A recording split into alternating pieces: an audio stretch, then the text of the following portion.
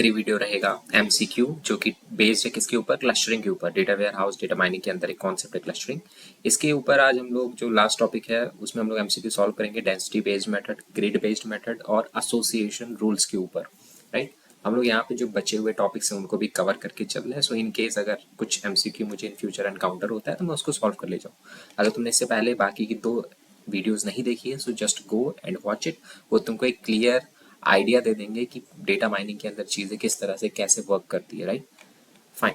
तो तुमको यहाँ कहीं ऊपर टॉप पे उसका लिंक मिल जाएगा पुराने वीडियोस का, you can just go and click it and उसको देख लो। ठीक है, तो स्टार्ट करते हैं सबसे पहले क्वेश्चन से। Which of the following statement about DBSCAN algorithm is false. ये मेरे पास 4 स्टेटमेंट दिए हैं, इसमें से कौन सा स्टेटमेंट अगर मैं बात करूँ डीबी स्कैन की तो उसके लिए फॉल्स होते हैं। सबसे पहले तो जरा मैं बता दूं, डीबी स्कैन जो है वो क्या है। डीबी स्कैन आपका एक डेंसिटी बेस्ड मेथड है। डीबी स्कैन आपका एक डेंसिटी बेस्ड मेथड है। डीबी स्कैन का जो फुल फॉर्म होता है वो आपका होता है density based special clustering. Density based special clustering of applications with noise. तो आपका डीबी स्कैन का फुल फॉर्म क्या होता है। डीबी स्कैन का आपका फुल फॉर्म होता है density based special clustering of applications with noise. Right, so this is the full form of dB scan. सबसे पहले तो ये जानो कि ये क्या है, एक डेंसिटी बेस्ड मेथड है जो डेटा पॉइंट्स को अलग अलग क्लस्टर में डिवाइड करता है based on the density they have. Right, अब इसका फुल फॉर्म क्या है, density based special clustering of applications with noise. Means उन एप्लीकेशंस के साथ डील करने में हेल्प करता है जिसके अंदर कुछ नॉइज भी प्रेजेंट रहते हैं। फाइन, अब यहाँ पे मुझे 4 ऑप्शन दिया, मुझसे पूछ रहा है कि इसमें से कौन सा ऑप्शन गलत है। अगर मैं बात करता हूँ डीबी स्कैन की, तो सबसे पहले can find arbitrarily shaped cluster, तो ये एकदम सही बात कह रहा है, this is the right one, मतलब करेक्ट है। डीबी स्कैन जो होता है मुझे अलग अलग तरह के क्लस्टर्स के शेप्स को फाइंड करने में हेल्प करता है। दूसरा अगर मैं दूसरा बात करूँ सो इट कैन फाइंड, ये तो हो गया राइट, अलग अलग तरह के जो क्लस्टर हैं मैं उनको फाइंड कर सकता हूँ with the help of DBSCAN. Second option कह रहा है कि no need to specify number of cluster. हाँ, डीबी स्कैन के अंदर मुझे कितने क्लस्टर में अपने डेटा सेट को डिवाइड करना है मुझे पहले से बताने की जरूरत नहीं है। हमने इससे पहले बहुत सारे एमसीक्यू सॉल्व किए हैं, उसमें मैंने क्लियरली बताया है कि के मीन्स क्लस्टरिंग एल्गोरिथम के अंदर ही मुझे स्टार्टिंग में ये स्पेसिफाई करना पड़ता है कि मैं अपने डेटा पॉइंट्स को कितने क्लस्टर्स में डिवाइड करना चाहता हूँ। राइट, डीबी स्कैन में मुझे स्पेसिफाई करने की जरूरत नहीं है कि मैं अपने डेटा पॉइंट्स को कितने क्लस्टर में डिवाइड करना चाहता हूँ। सो ये भी डीबी स्कैन के बारे में एकदम सही कहा है। रोबस्ट टू आउटलायर्स, मतलब जितने भी आउटलायर्स हो गए, जितने भी नॉइज होते हैं उसको फाइंड करने में काफ़ी ज़्यादा हेल्पफुल होता है, तो ये भी बिल्कुल सही है। यहाँ पे देखो चौथा पॉइंट कह रहा है नॉट सेंसिटिव टू पैरामीटर्स, ये आपका गलत है। राइट, ये जो लाइन ये कह रहा है डीबी स्कैन के बारे में, ये गलत है। क्यों गलत है, क्योंकि जो मेरा डीबी स्कैन एल्गोरिथम है ये 2 पैरामीटर पे डिपेंड करता है। सबसे पहला ईपीएस, दूसरा मिन पॉइंट। राइट, ईपीएस का मतलब एप्सिलॉन। राइट, जो मेरा डीबी स्कैन एल्गोरिथम है ये 2 पैरामीटर पे डिपेंड करता है, पहला एप्सिलॉन और दूसरा मिनिमम पॉइंट्स। राइट, ये इन दोनों की वैल्यू जैसे मैं चेंज करूंगा वैसे ही डीबी स्कैन एल्गोरिथम जो है वो उसी हिसाब से मुझे आउटपुट देगा। Right, so DBSCAN algorithm is sensitive to these parameters, लेकिन यहाँ पे क्या लिखा है, नॉट सेंसिटिव। राइट, तो ये फॉल्स स्टेटमेंट है किसके बारे में, डीबी स्कैन के बारे में। So let me just click this. Fine, तो ये मेरा फॉल्स स्टेटमेंट है डीबी स्कैन के बारे में। फाइन, अब आगे की कुछ क्वेश्चंस हैं जिसमें पूछा है कि कोर पॉइंट, बॉर्डर पॉइंट क्या होते हैं, तो इन सब पे हम लोग अभी आते हैं। पहले यहाँ पे देखो एक डायग्राम है, इस डायग्राम को देख के हम लोग पहले समझ लेते हैं कि नॉइस पॉइंट क्या होता है, बॉर्डर पॉइंट क्या होता है या कोर पॉइंट क्या होता है। तो देखो ये जो ईपीएस है इसको मैं कहता हूँ एप्सिलॉन। एप्सिलॉन का मतलब एक सर्कल का छोटा सा radius. Right, a radius of a circle is nothing but epsilon. अब कोर पॉइंट ऐसे पॉइंट होते हैं जो इस एप्सिलॉन के नेबरहुड में हो। राइट, जो इस एप्सिलॉन के नेबरहुड में हो। अब यहाँ पे इस एप्सिलॉन के नेबरहुड में ये देखो आपको कुछ पॉइंट्स दिख रहे होंगे ब्लैक कलर से। राइट, जिसको इसने कहा है कोर पॉइंट। कोर पॉइंट क्यों कहा है मैं अभी बताता हूँ। जैसे देखो यहाँ पे मुझे मिन पॉइंट कितना बताया है, 4। राइट, कोर पॉइंट मैं उन पॉइंट्स को कहता हूँ जो एप्सिलॉन के नेबरहुड में हो और जिनके पास टोटल जितने भी डेटा पॉइंट्स हैं वो या तो इक्वल टू मिन पॉइंट के हो या इससे ग्रेटर हो। जैसे कि यहाँ देखो कितने 1 2 3 4 5। राइट, तो ये 5 कोर पॉइंट है, which is greater than the मिन पॉइंट, राइट। तो ये मेरे कौन से पॉइंट हो गया, कोर पॉइंट। जो कोर पॉइंट होते हैं वो इस एप्सिलॉन के नेबरहुड में होते हैं, और इसके पास जितने भी डेटा पॉइंट होते हैं वो या तो इक्वल टू होंगे मिन पॉइंट के या तो इससे ग्रेटर होंगे, राइट। कोर पॉइंट समझ में आया। अब यहाँ पे क्वेश्चन करते हैं, देखो लिखा हुआ है a point is said to be a core point. मैं कब कहूंगा कि मेरा एक पॉइंट कोर पॉइंट है, इफ एप्सिलॉन के neighbourhood of the point contain more than और इक्वल मिन पॉइंट्स। फाइन, अगर एप्सिलॉन के नेबरहुड में जो मेरे पास पॉइंट है उसके पास या तो काफी ज्यादा डेटा पॉइंट हो मिन पॉइंट जितने दिए उसके मुकाबले, या तो जितने भी डेटा पॉइंट हो वो क्या हो, इक्वल हो मिन पॉइंट्स के, राइट। तो सबसे पहला ऑप्शन मेरा ये सही है। तो कोर पॉइंट क्या होता है, ऐसे पॉइंट्स होते हैं जो एप्सिलॉन के नेबरहुड में हो और जिसके बाद टोटल जितने भी डेटा पॉइंट्स हो या तो इक्वल हो मिन पॉइंट के या तो मिन पॉइंट से ग्रेटर हो। फाइन, मैं इसको जरा इरेज कर दूं ताकि डायग्राम थोड़ा क्लियर हो जाए। फाइन, अब सेकंड यहाँ पे देखो क्या कह रहा है, बॉर्डर पॉइंट। देखो बॉर्डर पॉइंट जो होते हैं वो, जैसे मैंने बताया कि ये जो ब्लैक कलर के डॉट्स हैं इनको मैं कहता हूँ कोर पॉइंट। बॉर्डर पॉइंट जो होते हैं वो कोर पॉइंट के बाउंड्री, सॉरी कोर पॉइंट के क्या होते हैं, नेबरहुड में होते हैं, राइट। ये जो मेरा बॉर्डर पॉइंट है ये कहाँ पे है, कोर पॉइंट के नेबरहुड में, राइट। बॉर्डर पॉइंट मेरे कोर पॉइंट के नेबरहुड में रहते हैं, लेकिन इनके इनके पास जितने भी डेटा पॉइंट रहते हैं वो आपके क्या रहते हैं, कम रहते हैं किसके मुकाबले, मेन पॉइंट से। जैसे कोर पॉइंट के पास जितने भी डेटा पॉइंट है मेन पॉइंट्स के बराबर होगा या तो इससे ज्यादा होगा। लेकिन अगर बात करूँ बॉर्डर पॉइंट की तो पहला पॉइंट तो ये है कि ये नेबरहुड में किसके रह गए, किसके नेबरहुड में है, कि नेबरहुड में है कोर पॉइंट के, और इसके पास जितने भी डेटा पॉइंट रहेंगे वो किससे कम रहेंगे, दिए हुए मिन पॉइंट से। अगर ऐसा है तो ये मेरा कौन सा पॉइंट है, बॉर्डर पॉइंट है, राइट। तो ये मेरा कौन सा पॉइंट है, बॉर्डर पॉइंट है। Late me just erase it. Fine, तीसरा मेरे पास क्या है, नॉइज पॉइंट। नॉइज पॉइंट में ऐसे पॉइंट को कहता हूँ जो किसी भी क्लस्टर का हिस्सा नहीं रहते हैं। जैसे कि एक ये मेरा हो गया रेड पॉइंट, एक मेरा रेड पॉइंट ये हो गया, ये जो दो पॉइंट है ना किसी भी क्लस्टर का हिस्सा नहीं है, इसलिए मैं इनको क्या कहता हूँ, नॉइज पॉइंट कहता हूँ, राइट, इंडिपेंडेंट पॉइंट्स, राइट। तो कोर पॉइंट्स क्या होते हैं, ऐसे पॉइंट्स जो मेरे एप्सिलॉन के नेबरहुड में हो और जिनकी जितनी भी जो क्वांटिटी है ना वो या तो मिन पॉइंट के बराबर हो या तो मिन पॉइंट से ज्यादा हो। बॉर्डर पॉइंट क्या होते हैं, ऐसे पॉइंट होते हैं जो मेरे कोर पॉइंट के नेबरहुड में हो लेकिन जिनके पास जितने भी डेटा पॉइंट होते हैं वो क्या होते हैं, लेस देन होते हैं मिन पॉइंट। तीसरा नॉइज पॉइंट, ऐसे पॉइंट होते हैं जो किसी भी क्लस्टर का पार्ट नहीं रहते हैं, या मैं कह सकता हूँ इंडिपेंडेंट डेटा पॉइंट्स होते हैं। फाइन, सो आई होप समझ में आ गया होगा तीन पॉइंट्स क्या है। एक क्वेश्चन हमने कर लिया कोर पॉइंट के ऊपर, हमने ये बता दिया है कि एप्सिलॉन के नेबरहुड में जितने भी पॉइंट्स होते हैं, एप्सिलॉन के नेबरहुड में जो पॉइंट होता है, राइट, उसके पास जितने भी डेटा पॉइंट्स होंगे वो या तो ज्यादा होंगे या तो इक्वल होंगे किससे, दिए गए मिन पॉइंट से, राइट। तो उसको मैं क्या कहता हूँ, कोर पॉइंट कहता हूँ। तो इसका पहला ऑप्शन सही है। दूसरा, a point is said to be border point if, मैं बॉर्डर पॉइंट किसी पॉइंट को कब कहूंगा, the epsilon neighbourhood of the point contain more than और इक्वल टू मिन पॉइंट्स। ये तो एकदम गलत हो गया क्योंकि ये क्या कहलाएगा, ये मेरा कहलाएगा कोर पॉइंट। फाइन, एप्सिलॉन के नेबरहुड में जो पॉइंट है उसके पास कितने मिन पॉइंट है, लेस देन मिन पॉइंट, मतलब एप्सिलॉन के नेबरहुड में जो भी पॉइंट है वो क्या है, लेस देन है किससे, दिए गए मिन पॉइंट से, राइट। तो इसका सही आंसर क्या होगा, बी।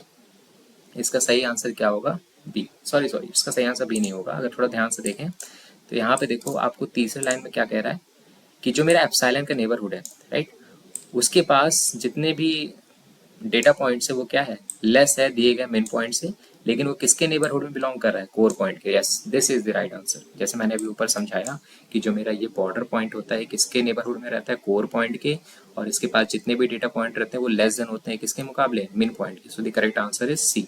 जो ये जितने पॉइंट होते हैं एप्सिलॉन के नेबरहुड में वो क्या करते हैं, लेस देन उनके अंदर मिन पॉइंट रहता है, और वो किसके नेबरहुड में प्रेजेंट रहते हैं, कोर पॉइंट के। इतना समझो कि बॉर्डर क्या होते हैं, नेबरहुड में रहते हैं इसके इसके दोनों के कह सकते हो, राइट। और इसके पास जितने भी मेरे पास डेटा पॉइंट होंगे वो किससे कम होंगे, दिए गए मिन पॉइंट से। तो इसको मैं क्या कहता हूँ, border point. Fine, so the correct answer is C. Now let's move to the next question. अब यहाँ पे देखो आपको एक ऑप्शन दिया हुआ है, यहाँ पे आपको एक ऑप्शन दिया हुआ है। इस ऑप्शन में क्या करना है हमको, यहाँ पे हमसे कह रहा है कि आपको एक सर्कल दिया है, राइट, जिसका रेडियस है आर, राइट। ये एक सर्कल है जहाँ पे जो रेडियस है इसको आर से मार्क किया गया है, राइट। हमारे पास एक सर्कल है जिसमें जो रेडियस है उसको आर से मार्क किया गया है, और मुझसे कह रहा है कि जो मेन पॉइंट है वो कितना है, 6। मेन पॉइंट कितना है, 6 मेन पॉइंट है, रेडियस क्या है सर्कल का आर है। तो मुझसे पूछ रहा है कि ये जो रेड पॉइंट है ना बीच में, ये जो रेड पॉइंट है ये कौन सा पॉइंट है, क्या कोर पॉइंट है या बॉर्डर पॉइंट है या कुछ भी नहीं है, ये मैं कुछ कह नहीं सकता, राइट। तो अगर मैं ध्यान से तुम लोग को बताऊं, मेन पॉइंट मेरे पास कितना है, 6।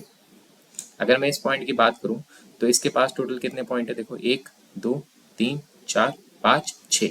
इसके बाद टोटल कितने पॉइंट है, 6। Which is equal to the given number of point. जैसे मैंने तुमको ऊपर कोर पॉइंट की डेफिनेशन क्या बताया था कि ऐसा पॉइंट जिसके पास जो जितने भी डेटा पॉइंट हो या तो ग्रेटर देन होगा मीन पॉइंट के या तो इक्वल टू होगा क्या मीन पॉइंट। तो यहाँ पे जो बीच में जो रेड कलर का पॉइंट है इसको मैं क्या कहता हूँ, core point. So the correct answer is core point. Fine. Now the question number 5 says which of the following statement is false. इसमें से कौन सा स्टेटमेंट फॉल्स है, इसमें से कौन सा स्टेटमेंट फॉल्स है। अगर ध्यान से देखो तो यहाँ पे कह रहा है कि a point Q is directly reachable from P if Q is distance epsilon from the core point P। A point Q is directly reachable from P if Q is distance epsilon from any point P। देखो इसमें जो false statement है वो मेरा कौन सा है, second वाला। क्यों, देखो यहाँ पे मैंने सही एक्सप्लेनेशन इसका रख के रखा है। क्या है, देखो Q को सिर्फ मैं तभी कहूंगा कि वो डायरेक्टली रीचेबल है, कौन से पॉइंट से, P से, अगर जो मेरा P है वो किसके अंदर हो, वो विद इन हो किसके, E neighbourhood, right. Q is said to be directly reachable from point P if it is within the E neighborhood of P। मतलब Q को सिर्फ मैं तभी कहूंगा कि ये डायरेक्टली रीचेबल है किससे, मेरे P पॉइंट से, अगर ये जो Q है ये किसके नेबरहुड में आ रहा है, एप्सिलॉन के नेबरहुड में, राइट। और जो मेरा P है वो क्या हो, कोर पॉइंट, राइट। ध्यान रखना जब भी मेरा P कोर पॉइंट होगा और जो मेरा Q है वो किसके नेबरहुड के अंदर होगा, एप्सिलॉन के नेबरहुड में, तब मैं कह सकता हूँ कि जो मेरा पॉइंट Q है वो डायरेक्टली रीचेबल है किससे, पॉइंट P पे, राइट। सो यहाँ पे जो गलत पॉइंट कहा था वो क्या था, ऑप्शन नंबर बी। यहाँ पे कह रहा था कि किसी भी पॉइंट से, ये गलत है, किसी भी पॉइंट से नहीं होता। Q आपका डायरेक्टली रीचेबल होगा P से सिर्फ तभी जब Q जो है वो किसके विद इन हो, एप्सिलॉन के नेबरहुड के, और जो P हो मेरा क्या हो, एक core point. Fine, this is a really important question. थोड़ा यहाँ आते हैं, which of the following information are used by optics algorithm to store the cluster ordering। देखो पहले तो जो मेरा ऑप्टिक्स एल्गोरिथम है ये भी एक डेंसिटी बेस्ड एल्गोरिथम है। इसका मेन काम क्या है कि ये क्लस्टर्स को क्या करता है, ऑर्डर्स में अरेंज कर देता है। क्लस्टर को किस में अरेंज कर देता है, ऑर्डर्स में अरेंज कर देता है, और फिर उसको क्या करता है, आइडेंटिफाई करता है उन क्लस्टर्स के स्ट्रक्चर्स को, राइट। सो यहाँ पे कह रहा है कि इसमें से ऑप्टिक्स एल्गोरिथम क्या यूज करता है स्टोर करने के लिए, क्लस्टर के ऑर्डरिंग को, क्लस्टर के ऑर्डरिंग को। ऑलवेज रिमेंबर जहां पे मैं बात करूंगा ऑप्टिक्स एल्गोरिथम की तो ये अपने अंदर क्या यूज करता है, कोर डिस्टेंस और रीचेबिलिटी डिस्टेंस। ये अपने अंदर क्या यूज करता है, core distance and reachability distance. ये दो चीजें as a parameter OPTICS algorithm अपने अंदर यूज करता है, क्या करने के लिए, जितने भी क्लस्टर के ऑर्डरिंग है उसको स्टोर करने के लिए। क्योंकि पहले ये क्लस्टर के ऑर्डरिंग को स्टोर करता है, फिर आइडेंटिफाई करता है कि जो मेरा क्लस्टर का स्ट्रक्चर है वो किस तरह का है, right. Now which of the following statement about OPTICS algorithm is false. इसमें से कौन सा स्टेटमेंट ऑप्टिक्स एल्गोरिथम से रिलेटेड जो है वो क्या है, फॉल्स है। अब इसमें से जो आपका ऑप्टिक्स है वो क्या है, एक इम्प्रूवमेंट है डीबी स्कैन का, ये बात एकदम सही है। ऑप्टिक्स जो होता है वो प्रोवाइड करता है ऑर्डरिंग, बिल्कुल सही बात है, पहले ऑर्डरिंग परफॉर्म करता है और फिर क्या करता है, जो भी मेरे क्लस्टर के स्ट्रक्चर है उसको आइडेंटिफाई करता है, ये भी एकदम सही बात है। ऑप्टिक्स गुड है इंटरैक्टिव क्लस्टर एनालिसिस की, ये भी सही है। तो ऑब्वियसली जो मेरा रॉन्ग होगा वो क्या होगा, last option, this is the wrong option, right. क्योंकि बाकी तीन मेरे क्या एकदम सही बात है ऑप्टिक्स एल्गोरिथम को लेके। फाइन।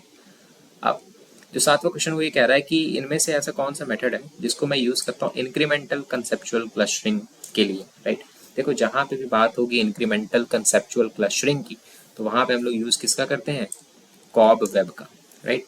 कॉब वेब का मैं यूज कहाँ करता हूँ, जहां पे भी बात होगा इंक्रीमेंटल कंसेप्चुअल क्लस्टरिंग का। अब यहाँ पे जो कॉब वेब है इसका फुल फॉर्म देख लो क्या होता है, categorical object oriented widening and binary similarity, right. ये किसका फुल फॉर्म है, कॉब वेब का। इसका मैं यूज कब करता हूँ, जब भी मुझे इंक्रीमेंटल कंसेप्चुअल क्लस्टरिंग के साथ काम करना रहता है, राइट। सो एक मेथड है which is used with incremental conceptual clustering, right. तो मैं जब भी बात होगी इंक्रीमेंटल कंसेप्चुअल क्लस्टरिंग की मैं किसका यूज करता हूँ, कॉब वेब का। यहाँ पे फुल फॉर्म लिखा हुआ है, इसको थोड़ा सा देख लेना। Fine. Now classification rules are extracted from, देखो जहां पे भी आपसे पूछे कि क्लासिफिकेशन रूल्स में कहाँ से एक्सट्रैक्ट करता हूँ या कहाँ से मुझे मिलते हैं ये सारे रूल्स, तो हमेशा याद रखना हमको ये सारे रूल्स कहाँ से मिलते हैं, डिसीजन ट्री से, राइट। जितने भी क्लासिफिकेशन के रूल्स हैं, मैं कैसे कैसे डेटा को अलग अलग तरह से क्लासीफाई करूंगा वो मुझे कहाँ से मिल जाता है, डिसीजन ट्री से मिलता है, राइट। डिसीजन ट्री किसके अंदर यूज होता था, हायरार्किकल क्लस्टरिंग के अंदर। फाइन, इसको मैं क्लस्टरिंग के अंदर यूज कर सकता हूँ फॉर एग्जाम्पल, राइट। अब यहाँ पे देखो data compression is to compress the given data by encoding in terms of, देखो जहाँ ये कह रहा है कि जो डेटा कंप्रेशन है वो डेटा को कंप्रेस करता है, राइट। डेटा को कंप्रेस कैसे करता है, डेटा को एनकोड करके। डेटा को एनकोड करके कंप्रेस करता है कौन, डेटा कंप्रेशन टेक्निक। और जो मेरा डेटा होता है वो एनकोड होता है किस फॉर्म में, ऑलवेज रिमेंबर डेटा कंप्रेशन मेरे डेटा को एनकोड कर देता है किस फॉर्म में, क्लस्टर्स के फॉर्म में, राइट। वो डेटा को कंप्रेस करके क्या बना देता है, क्लस्टर बना देता है छोटा छोटा, कौन सा, डेटा कंप्रेशन टेक्निक। ये मेरे डेटा को कंप्रेस कर देता है in the form of clusters, right. Now which of the following clustering computes augmented cluster ordering. Augmented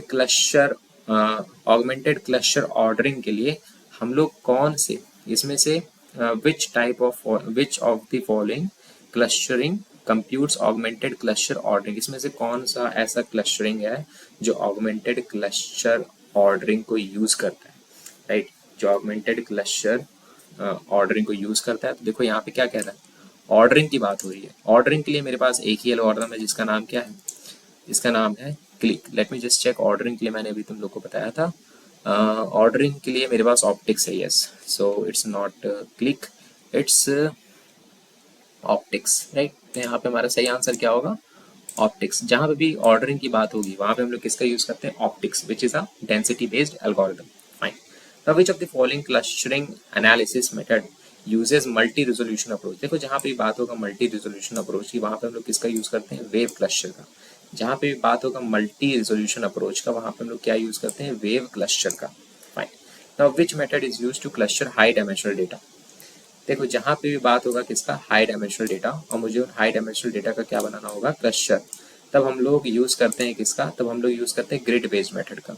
तब हम लोग किसका यूज करते हैं, ग्रिड बेस्ड मेथड का। जब भी हमको हाई डायमेंशनल डेटा का क्लस्टर बनाना रहता है तो हम लोग किसका यूज करते हैं, grid based method, right. We use grid based method. अब यहाँ पे ग्रिड बेस्ड मेथड मेरे पास एक ही है, कौन है वो grid based method, this click, right. जो मेरे पास ये क्लिक है ये क्या है, एक ग्रिड बेस्ड मेथड है जिसका मैं यूज करता हूँ कब, जब मुझे हाई डायमेंशनल डेटा का क्या बनाना रहता है, क्लस्टर, फाइन। अब यहाँ पे कुछ एमसीक्यूज हम लोग सॉल्व करेंगे एसोसिएशन रूल माइनिंग के ऊपर, फाइन। सो एक एक करके देखते हैं। आप एसोसिएशन रूल माइनिंग के अंदर सबसे पहला एमसीक्यू का क्वेश्चन है कि इसके अंदर एक चीज होता है जिसको मैं कहता हूँ सपोर्ट ए। इस सपोर्ट ए का मतलब क्या होता है, सपोर्ट ए का मतलब क्या होता है, देखो ये जो है ना इसका एक्चुअली एक फॉर्मूला होता है। इसका फॉर्मूला क्या होता है, number of transactions containing A divided by total number of transaction. इसका सही आंसर क्या होगा, सी। जो सपोर्ट ए है इसका मैं किस लिए यूज करता हूँ, इसका मैं यूज करता हूँ निकालने के लिए कि जो मेरा आइटम है ना वो कितनी बार ऑकर हुआ है एक दिए गए डेटा सेट के अंदर। एक आइटम दिए गए डेटा सेट के अंदर कितनी बार अपीयर हुआ है, कितनी बार ऑकर हुआ है, कितनी बार उसकी ऑकरेंस है। अगर मैं ये चेक करना चाहता हूँ तो मैं किसका यूज करता हूँ, सपोर्ट ए। निकालने का तरीका क्या है, सपोर्ट ए कैसे निकलता है, नंबर ऑफ ट्रांजैक्शन जिसके अंदर क्या कंटेन है, A divided by total number of transaction, right. इसका फॉर्मूला क्या है, number of transaction containing A divided by total number of transactions, fine. Now which of the following is direct application of frequent item set mining. देखो frequent item set mining जहां भी बात हो रहा है, फ्रीक्वेंट आइटम सेट माइनिंग का direct application तो वो आपका होता है मार्केट बास्केट एनालिसिस। उसको मैं क्या कहता हूँ, मार्केट बास्केट एनालिसिस। ये और कुछ नहीं जबकि ये आपका यही है, इसको मैं क्या कहता हूँ, association rule mining, association rule mining, right. इस मार्केट बेस्ड एनालिसिस का दूसरा नाम क्या है, एसोसिएशन बेस्ड माइनिंग। इसका मैं यूज करता हूँ डायरेक्ट एप्लीकेशन की तरह अगर मैं फ्रीक्वेंट आइटम सेट माइनिंग के साथ डील करना चाहता हूँ तो। Now next question, what is the effect of reducing min confidence criteria on the same. What is the effect of reducing min confidence criteria on the same. क्या होगा अगर मैं मिन कॉन्फिडेंस क्राइटेरिया रिड्यूस कर दूं, किस में रिड्यूस कर दूं, मैं रिड्यूस कर दूं इसको एसोसिएशन माइनिंग में, राइट। एसोसिएशन रूल की माइनिंग में, एसोसिएशन रूल की माइनिंग में अगर मैं मिनिमम कॉन्फिडेंस क्राइटेरिया को रिड्यूस कर दूंगा तो क्या होगा। देखो अगर मैं मिन कॉन्फिडेंस क्राइटेरिया को रिड्यूस कर देता हूँ एसोसिएशन रूल माइनिंग में तो क्या होता है, कुछ और एसोसिएशन रूल्स ऐड हो जाते हैं जो भी मेरे पास एसोसिएशन रूल है उसमें, राइट। अब पहले तो ये जान लो कि जो कॉन्फिडेंस क्राइटेरिया है ना, ये जो कॉन्फिडेंस है ये किस लिए यूज होता है। ये जो कॉन्फिडेंस है मैं यहाँ लिख देता हूँ, ये जो कॉन्फिडेंस है इसको मैं यूज करता हूँ to evaluate the strength of association rule.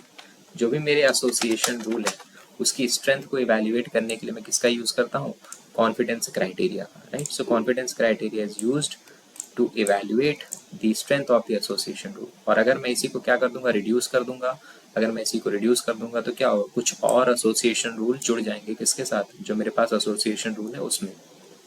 Now choose which data mining task is suitable for following scenario. इसमें से कौन सा डेटा माइनिंग का टास्क सही होगा अगर मैं कुछ इस तरह के काम करूँ। सबसे पहले लिखा हुआ है first buy digital camera then buy large SD memory card. पहले मैं डिजिटल कैमरा खरीदूंगा, उसके बाद मैं एसडी मेमोरी कार्ड लूंगा। तो यहाँ पे देखो मुझे क्या बता रही सीक्वेंस, कि पहले मैं क्या खरीदूंगा, डिजिटल कैमरा, उसके बाद मैं क्या लूंगा, एसडी मेमोरी कार्ड। तो यहाँ पे सही आंसर क्या होगा, option number B which is sequential pattern analysis.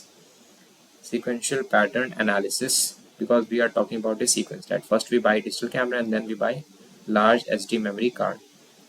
Fine. The next question is choose which data mining task is the most suitable for the following scenario. Identifying an unexpected unusual amount of spending. देखो जहाँ पे भी कुछ unusual या unexpected चीज़ों को identify करने की बात होगी वहाँ पे हम लोग किसका यूज़ करते हैं, anomaly detection। वहाँ पे हम लोग किसका यूज़ करते हैं, anomaly detection for identifying the unexpected or unusual amount of spending. After that, choose which data mining task is the most suitable for the following scenario. Diagnosing the level of flood severity, या flood जब भी किसी city में आया है, कहीं पे भी आया है, तो वहाँ पे उसने कितना कितना डैमेज किया, अगर मैं इसको डायग्नोज करना चाहता हूँ तो उसके लिए मैं यूज़ करता हूँ क्लासिफिकेशन का। मैं किसका यूज़ करता हूँ, क्लासिफिकेशन का, right. For this we use classification. Now the last question of clustering topic. Choose which data mining task is the most suitable for the following scenario. Detecting the dosage of medicine for a certain treatment. एक certain treatment के लिए मुझे detect करना है कि मैं कितना medicine का डोज दूंगा। This is nothing but a prediction, right. This is nothing but a prediction. इसको मैं क्या कहता हूँ, prediction. So that's the end of this video. आज हमने सारे क्लस्टर के ऊपर जितने भी पॉसिबल एमसीक्यूज थे, सारे टॉपिक्स थे, हमने उसको कवर किया। तो हमारा क्लस्टरिंग का topic data mining data warehouse में एकदम से कंप्लीट हो गया। अब हम लोग मेन फोकस करेंगे next topic which is classification, और फिर हम लोग data mining data warehouse और डेटा विजुअलाइजेशन के ऊपर कुछ एमसीक्यू सॉल्व करके अपना ये प्ले लिस्ट कंप्लीट करेंगे। सो अगर तुमको थोड़ा अच्छा लगा, कुछ हेल्प हुआ, समझ में आएगा, तो लाइक शेयर सब्सक्राइब और नोटिफिकेशन बेल को प्रेस कर लो, क्योंकि इधर मेरी वीडियोस डेली आ रही है, so that you can get my video as soon as I post it on my YouTube. Thank you.